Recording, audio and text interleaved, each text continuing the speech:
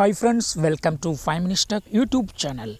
Here is iQOO Z9s 5G smartphone.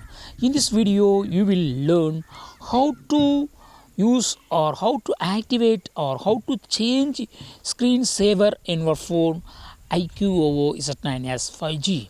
By default, screensaver will be using your clock. Okay, so if you would like to change custom screensaver, if you would like to apply custom screensaver, yes, you can do it. What you do is just go to the settings of your phone first, then go to display and brightness, and here you will find screensaver. Just click on it and see here, choose a screensaver. By default it is set to what, screensaver settings, and it is set to clock. See here.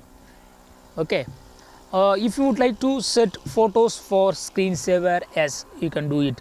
Click on photos and click on customize, and here you can choose photos. Okay, so album on device, screenshots, you can include screenshots as well. Okay, photos with screen, only use Wi-Fi for data.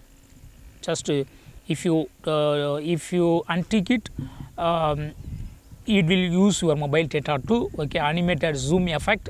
Okay, so these are all the screensaver options for photo. Okay, yes, photos taken through your camera and also screenshots can be used for screensavers.